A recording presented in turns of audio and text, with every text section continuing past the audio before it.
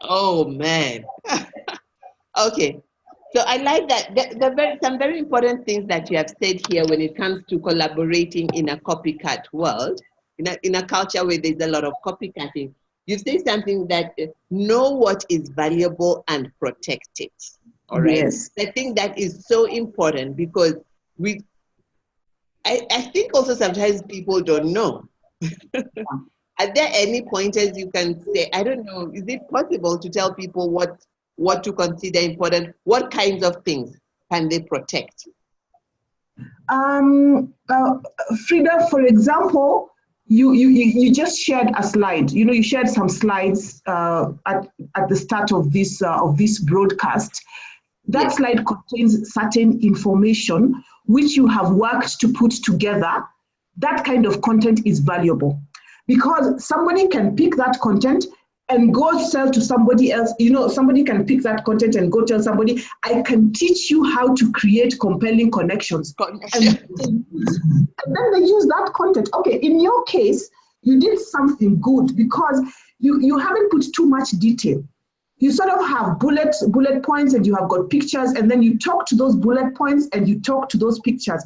That's one thing that you can do if we are talking about content. Content is super valuable. Intellectual property, yeah? And for those of us who are in the business of coaching or people who do training and workshops and that kind of thing, that is our number one asset. That's right.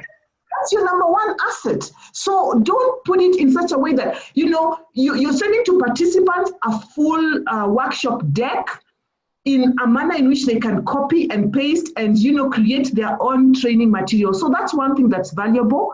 Another thing I already mentioned is a brand. A brand is valuable. I mean, passion profit. Frida, how would you feel if you heard that somebody somewhere was selling passion profit? You have taken how many years? 10 you know to get passion profit. You know, there's somebody. Yeah. Then they just change those colors from orange, they make it green, and then they sell. And you know, somebody's gonna Google and they're going to see passion profit online and they're going to see, yeah, this is a genuine brand and things like that. And so your goodwill just goes to waste. So also protect your brand. Protect your plans. So you've got plans for recently, Frida, you launched something new. You've got some digital content, you're running some digital training and that kind of thing. Don't go around telling everybody, okay, you can say you're looking at launching some digital content. That's enough. You don't have to say, this is how it's going to work. This is the software that I'm using. This is how much I'm going to charge. Don't. This is who my clients are. This is where you can find them. You know, there are people who do that. So protect your plans because the growth of your business depends on what you're going to do tomorrow.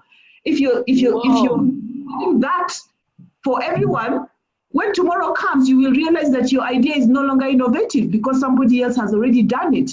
So protect your future plans. But I think it's also important to protect things like, like your financials. People don't go around talking about how much salary they earn and that kind of thing. It's not the done thing. So why do you want to, to go around in terms of your business, talking about exactly how much money you're making, exactly what the margins are? Because you know what I'm going to do? I'm going to undercut you. I'm going to know exactly where I can do some cost saving and I'm going to sell the same product to somebody else, at a much better price without necessarily hurting myself because you have given me so much detail that I know how to maintain that margin, but bring the costs down. So financials are also things that you need to protect. Of course, if you're going to the bank and asking for a loan, you can't go telling them, I'm not going to tell you that. In that case, you need to do that information. But there is an understanding that that conversation is confidential and the bank will only use it to assess your suitability for a loan. So your content, your brand, and when we say brands, we're not just talking about the name, we're even talking about colors. And you can register a brand, I think, quite easily. It's not a complicated process in this country.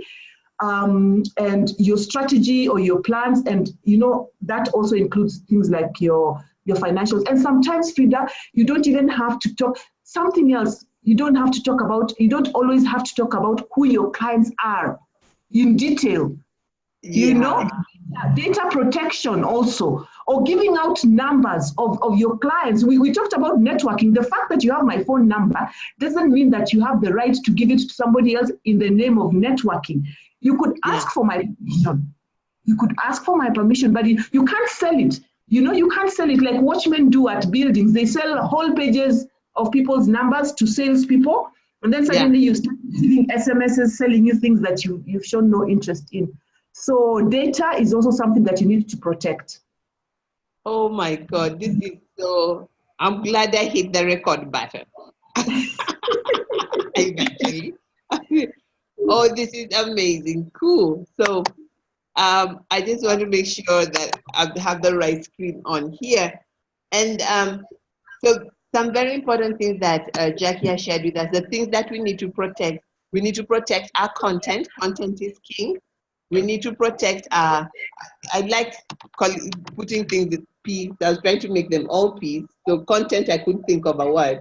But we need to protect our content. We need to protect our plan.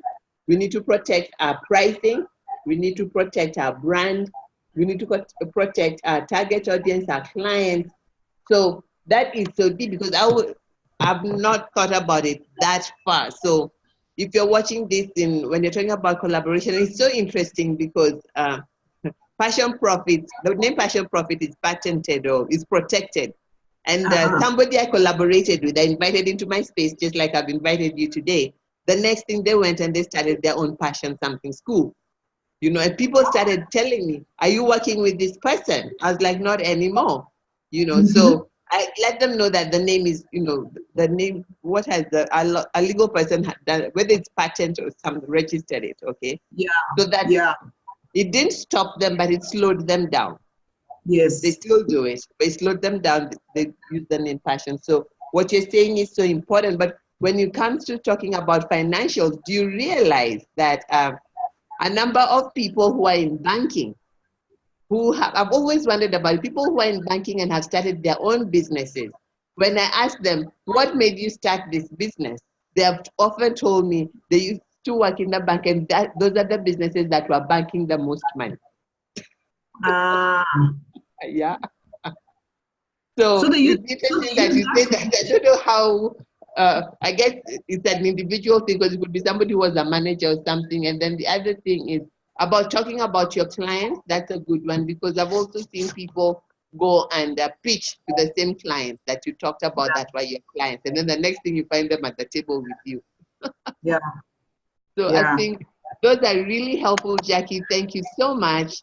And I'm going to scoot along here and ask you our next question, which is, what would you say are some of the challenges in collaboration, that one should experience or that some people experience and how to get out of them?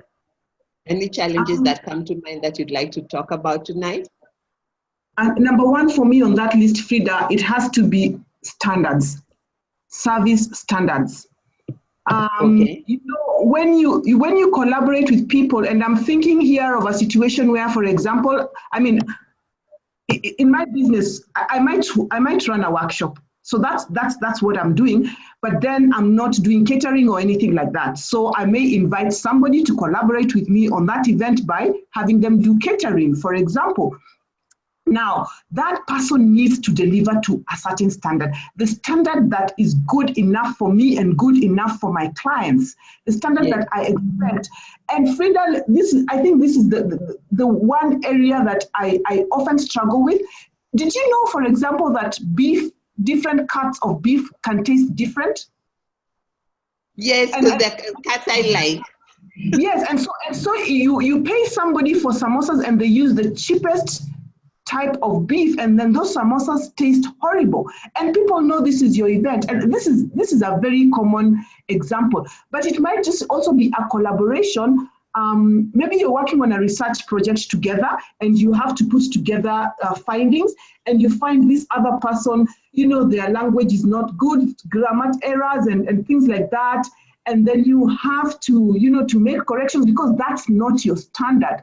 And if you ask them to do it themselves, it's just going to take you forever. So I think the number one challenge is find people with whom you can agree on standards, and each of you can meet those standards without without having to pull out a tooth.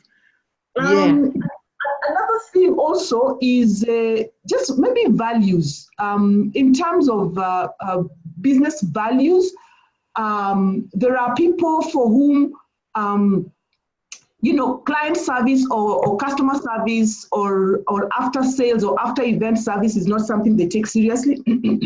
And if a customer or a client comes to make a complaint, they make it so difficult for them. And maybe for you, you're the kind of person who really wants to make sure that all your customers are happy. Then you now start quarreling about who's meeting the cost of that additional whatever it is that you needed to do. So you have to agree on things like that.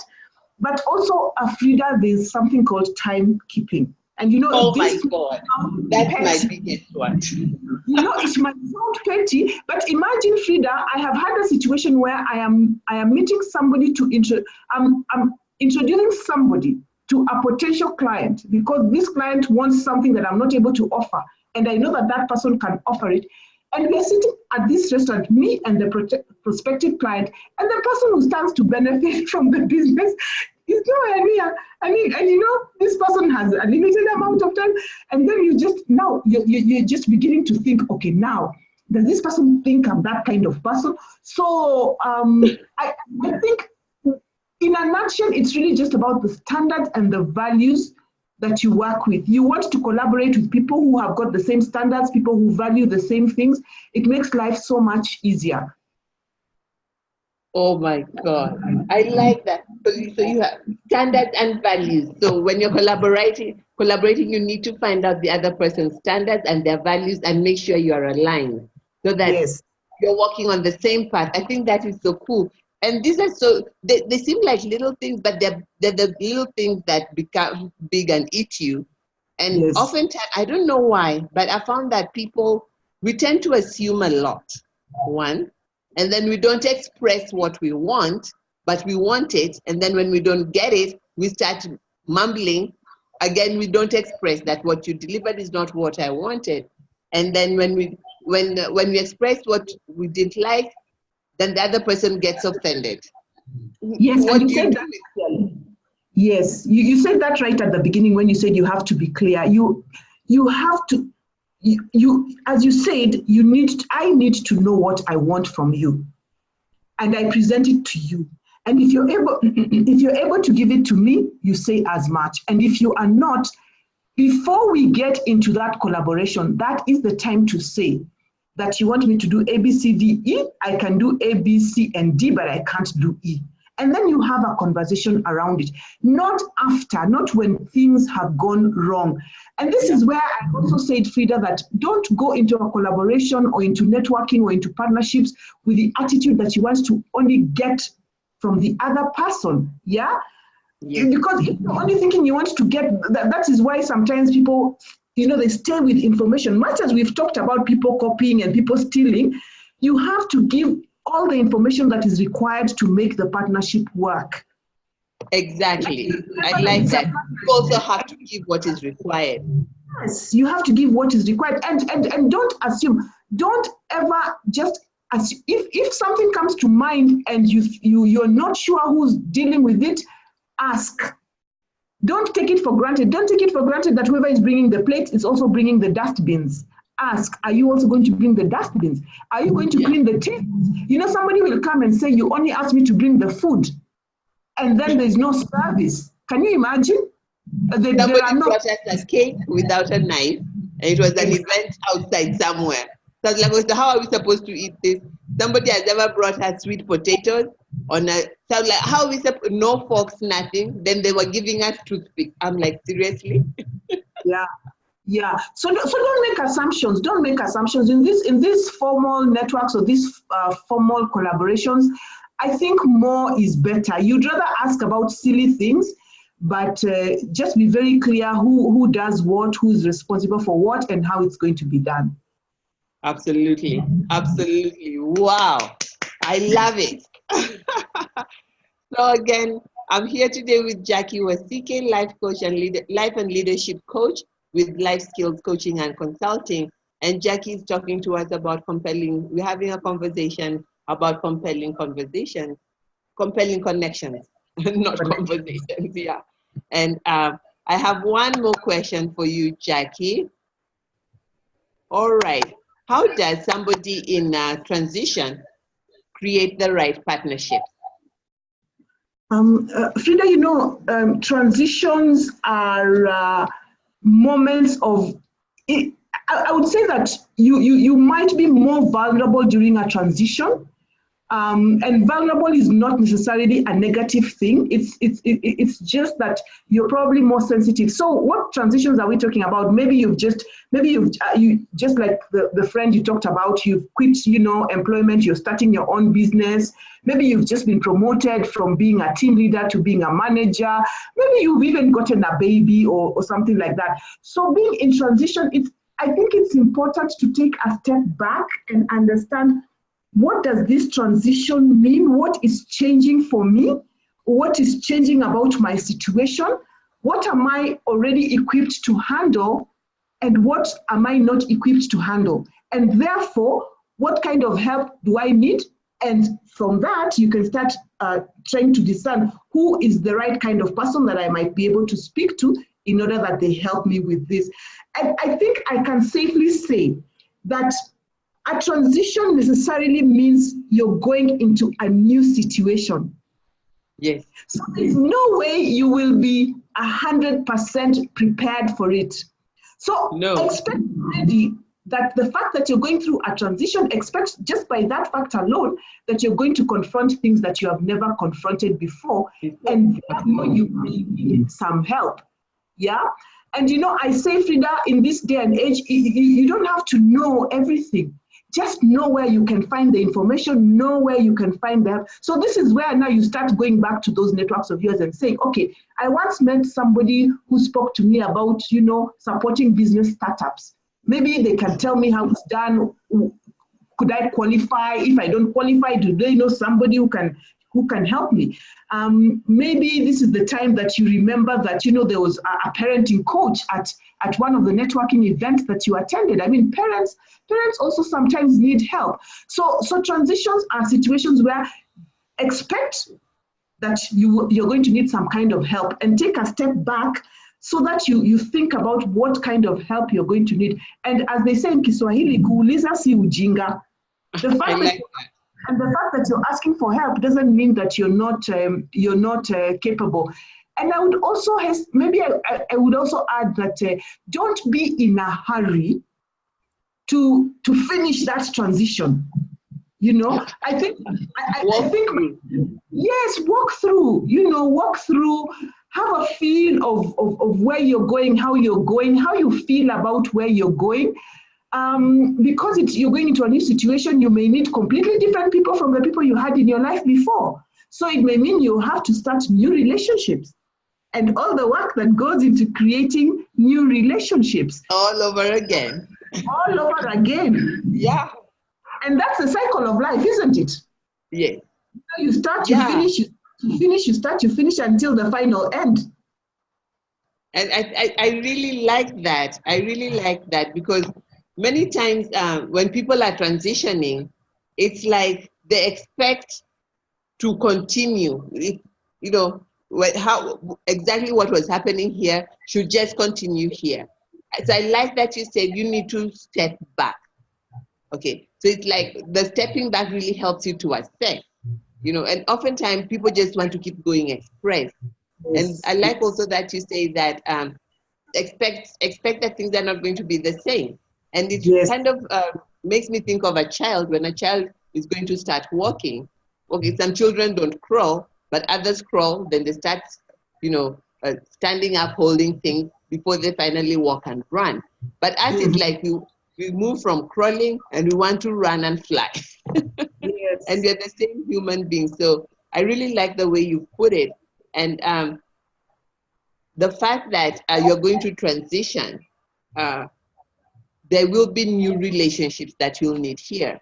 So it makes me feel that cultivating relationships should be a continuous process. And I often encourage people to, and I'd like to hear your thoughts on this. I encourage people to not to burn bridges. I like I have this thing about closing well I learned this from my mother and from one of my mentors. And this guy, no matter what you did to him, he would never write you off. Mm-hmm. Okay, he would never write you off. And my mom always used to say, defeat evil with something good. Because oftentimes we want to treat people the way they treated us, get back at them and stuff like that. But my mom always used to tell me, defeat evil with what is good, because you never know, as long as you're alive, that person you're cutting off might be the person with your next help in one day in life, you know. Yeah. And I'm so glad I listened to her.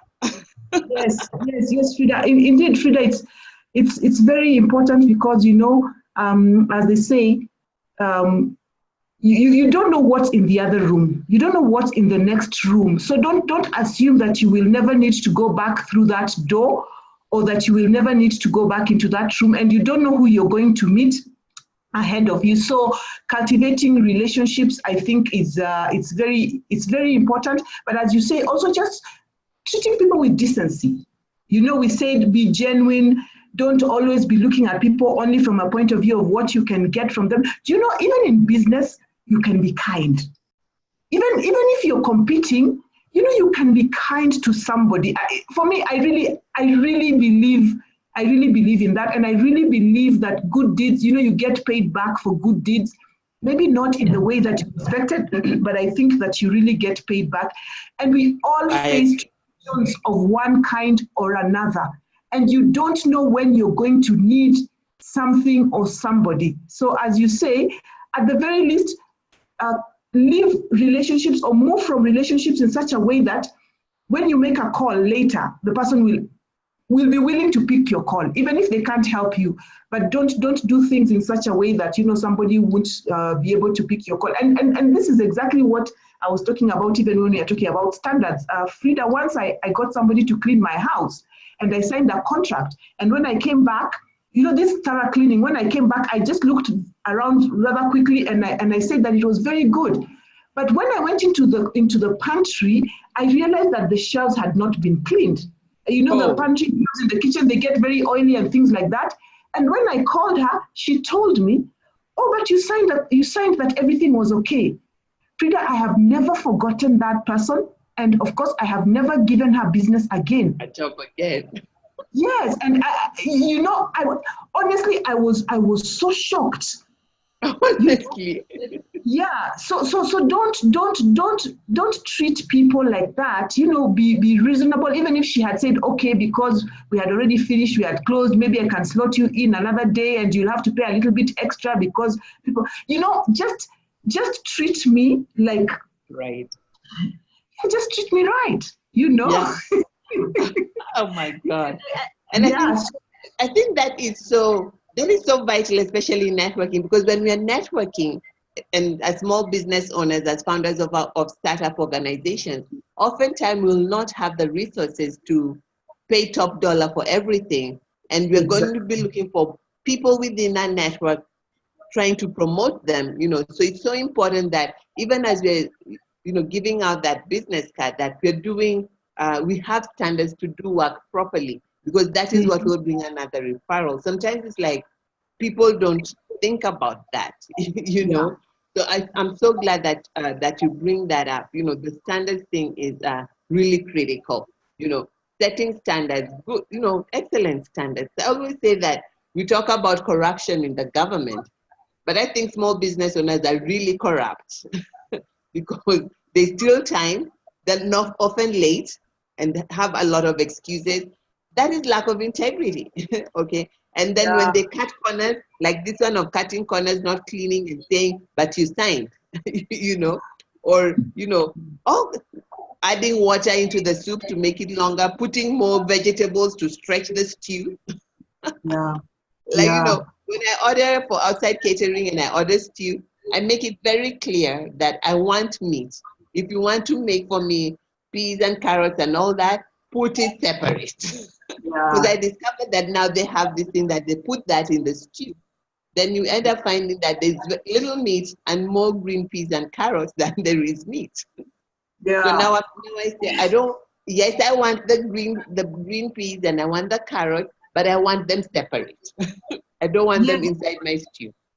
Yes, and Frida, I think this again just speaks to what you said earlier, that people have to be very clear about what they're giving or what you're getting, because you can have a conversation with the person you're collaborating with. Maybe they want you to pay, let's say, 30,000 for something, and you say, I don't have 30,000. Can you take 20,000? They should not just say yes, and then they give you very poor standards. You can say, okay, for 20,000, this is what I can give you. Are you happy with that? Because I'm sure when you priced your service or your product at 30,000, there was a reason, there are inputs. And for you to take 20,000, you maybe have to cut back on something. And so you have to be upfront with the person that you're having the conversation with, and just because sometimes also we also want to pay less money if we can, but I think it's important for us to know, what are we getting when we negotiate our price? What are we getting, and are we happy with it? Yeah. Exactly. So again, it comes back to being honest, being clear, having a compelling conversation, actually. I like that, Madam Communication. But I think, oh my, Jackie, I really like, let me see what we have here. One eye is up. So yeah, I really appreciate what you have shared with us. And I've been with Jaki Wasike, life and leadership coach from Jaki. I'm going to say Jaki, from Jaki Consulting. Life skills. Consultants. Life skills consultancy. And Jackie has been very gracious with information. So all I can tell you is get back to the beginning of where I started recording and listen to what she has had to share. And it has been amazing. She has talked to us, does networking really work? How to make networking work for you? How to collaborate in a copycat culture? And what are some challenges that people experience, and what can we do about them? So it has been really rich. And Jackie, I'm really grateful. And before I leave you, I know you're having an event sometime this week. No, it's at the beginning of the month. So I just want to share with everybody this event, so that I want to share this event with everyone so that they can come and listen to you. And yeah. Thank you. So, thank you. Maybe I'm going to put up the slide, and I'll have you tell us a little bit about it, so that people can come out and see it and listen to you there. All right, freedom or fear. Tell us a little bit about your event so that we can come. Thank you very much for sharing this, Frida. I think as a lot of people know, retirement or retrenchment is one of the major transitions in life. And sometimes people find it difficult to cope. They don't know what to do, whether it's something that they knew was coming or whether it is something that is sudden. Sometimes you find people at a complete loss. So I am partnering, I'm collaborating with one of my colleagues, Pauline, and we just want to have a conversation about what are the things that people who are faced with retirement struggle with. And then we take it from there and see what can we do? How can we collaborate with them to make the transition more smooth? Fantastic. Thank you so much. And it's going to be at number 15 Peponi Road from 2:30 to 5:30 on Saturday. Bring 440 and snacks. Fantastic. Jackie, I'm so proud of you. I can't believe that you started full-time this year. You're doing a really great job, and keep it up. You're collaborating with Pauline already.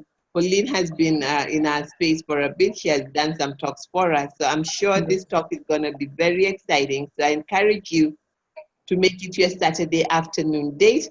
I'll be at my nephew's wedding that day, actually. Otherwise, I'd have absolutely loved to come. And thank you so much, Frida.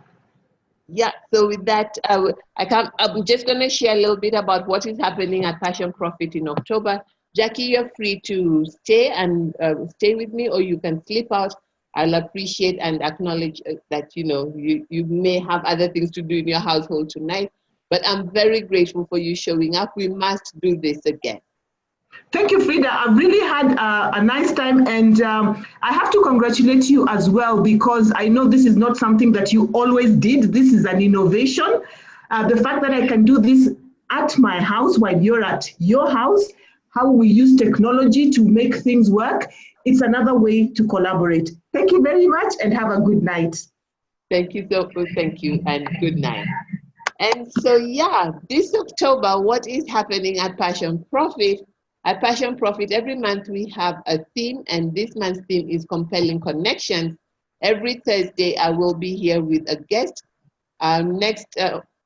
Next week, we are going to have Christine Castina. Christine Castina is the founder and CEO of Super Mamas. I've seen Christine build Super Mama from, almost from scratch, and she'll be coming here to speak to us about what is, give us some tips on and strategies on how to get sponsors for our events, what to do, how to be a compelling connector. And on Thursday, actually, I'm gonna be in Eldoret, and I'm gonna have founders conversation at the Boma Hotel in Eldoret from 4 p.m. The event is going to be free, but you will need to buy your coffee and your snack. I've negotiated with Boma Hotel to give me a space where we can speak. If you're gonna come and listen to me, I will be talking about Make Mine a multi-million business, which is something that I'm passionate about. We want to make money, but we're shy about talking about money. So my role is to help you turn your passion into profit. Before your cash can before you can reach profit, you must have money. So I want to help people turn their businesses into multi-million businesses, because as I go around speaking to people and as people come to me for one-on-one coaching, oftentimes when I ask people, how much do you make? How much would you like to make? The amounts of money they tell me surprise me. And what really pressed my button and made me start preparing, transitioning into just doing this is when I realized, number one, there's more people talking about getting you ready for an investor than you being ready to make money in your own business. So I find that business owners are so busy looking for that person who should come in and pump money into their business, as opposed to looking at, what should I be selling? Who needs this thing? Can I sell something that there's enough people that need it so that I can make money, all right? I never hear Safaricom going around looking for an investor. They just keep selling and selling and selling, and they become a big taxpayer. So, Madam Christian, Sir Christian, you want to be a big taxpayer? You need to be a big taxpayer also. And I'm going to help people to start thinking differently about their business, in that, yes, it's okay to have an investor, but no investor wants a broke business. So the first thing is you need to make some money so that an investor can put their money into your business, knowing that it will make money for them. So I'll be in Eldoret on Thursday, 4 p.m. You can carry 1,000 shillings. You may spend it all, you may not. I know tea is 350, and then they have snacks for about 500. So if you come with 1,000 shillings, if you just have a cup of tea, that's fine. But when you come, you must be ready to buy something, or Boma Hotel will charge me. So I'm going to be there on Thursday at 4 p.m. And then I'm also going to be in other cities later this month and next month. I'm going to be sharing that, so that if you're in Eldoret, you're in Kisumu, you're in Nakuru, you're in Mombasa, I'll be happy to do a founders conversation for you. I'll be doing a founders conversation. You can come out and speak with me. And the big thing is, how do we make your business a multi-million business? Because you can. You're too precious to be. I was telling you, the person I was speaking to said they want to make 200,000 a year. 200,000 a year, make it 240,000 a year, divided by 12, that is 20,000 a month. How can you make 20,000 a month? Where are you going to live? What are you going to eat? What are you going to wear? All right, it doesn't make sense. And why are you aiming so low? You are brilliant. There are lots of problems that you can solve out here. And if you are solving a problem and you're solving it well, people will pay you. You are paid in proportion to the contribution, to the value you are contributing. All right.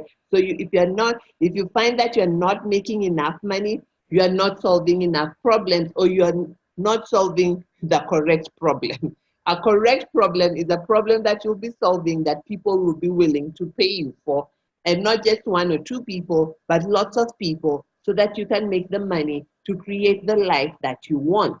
So when you think about your business, don't be shy and quote small numbers because you're afraid that you may not get the big number. Just start with the end in mind. If I make X amount per month, This is the kind of lifestyle I will have. What do I need to do to make that? What do I need to do to make that? And then you go for it instead of aiming for 20. And for me as a Christian, aiming small does not glorify God. God has said that he will lead you and he will teach you and lead you in the way that you should go so that you can profit. In the parable of the talents, everybody who had a talent doubled it. So stop thinking small, stop dreaming small, open up your mind, look around. What can you do? If what you have been doing is not bringing you the result that you want, if you do it harder, you'll just get a bigger zero. So you need to figure out, what do you need to do to start getting new results? If you're struggling, find help. If you cannot find help in your current circles, look outside your current circles, all right? So I'm going to be in Eldoret on Thursday, and I look forward to seeing you if you're in Eldoret. Another thing I'm very excited about that's happening this month is next week, we're going to have a market dominating position. We're going to have discover 5 strategies to create a market dominating position. And this is a sales and marketing training to help you differentiate yourself from your competition. Because oftentimes when I speak to people, they say, I'm doing this, but I'm doing it this, but I'm doing it differently. I'm doing this, but I'm doing it differently. What does different mean? Because they all look at the same white chairs, the same green chairs. So why is yours different? And why should I choose you? And then strategically positioning your brand to consistently attract paying clients. Enough people have come to me saying people are always looking for discount, and then you give a discount, and then they go and refer you at the discounted price, and that price becomes a new price. So if you want people to pay you what you're worth, I highly encourage you to join in this training. It's 5 days, 1,000 a day. If you register before Friday, I don't know when you're going to be listening to this recording. If you register before Friday, you can pay 50% so that, and that is 50% off for people who take action quickly. And then I'll show you how to design a business model to attract paying clients. And it also involves you not spending too much money on your overheads, and then how to separate yourself from the competition forever. All right, so stop worrying about copycat. Focus on articulating what it is that you do and contributing value so that you can be the one that they will choose. And of course, you know, the $10,000 in 10 weeks breakthrough coaching experience is going on. We started last week, and I'm really excited about the cohort that we have. I look forward to them sharing their stories with you. And you can sign up for the next class. The next class is going to start the first week of November, the first Wednesday of November. And you can sign up for that. And what you get is a one-day strategy workshop to help you think through what are you going, because I'm not helping you make $1 million shillings. $10,000 is $1 million shillings. I'm not helping you make $1 million shillings out of air. What business are you running? We're going to look at your systems and your structures. We're going to look at what is it that you're doing and how much are you getting and what else do we need to do. I had a fantastic time with them. Today was our first, after the strategy workshop, today was our first meetup.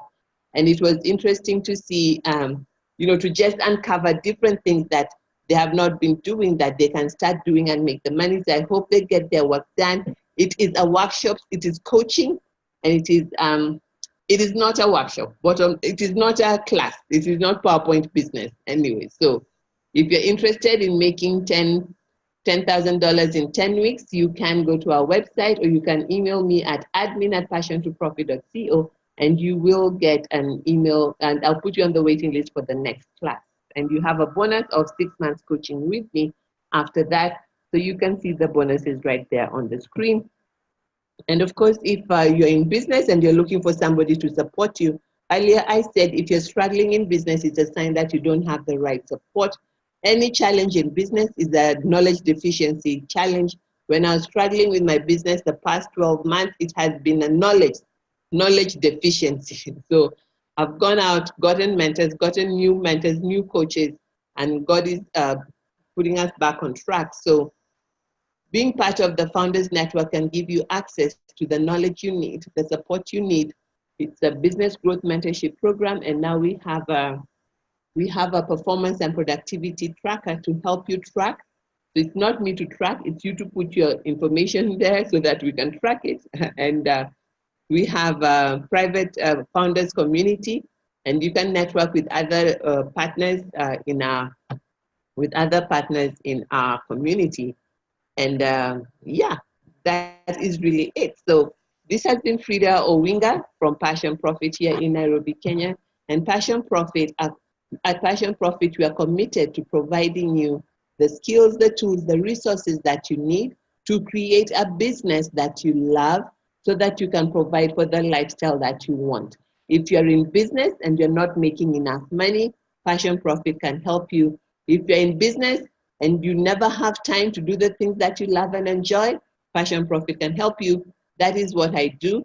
I provide you with breakthrough business coaching so that you can create the life that you love, doing the work that you enjoy. All right. This has been Frida Owinga with Passion Profit. Tune in every Thursday, 8:30 a.m. to 9:30. And if you want one-on-one with me, you can always go to our website and you can book one right there. So thank you so much for watching tonight, and I will sign off now. Thank you, and God bless you.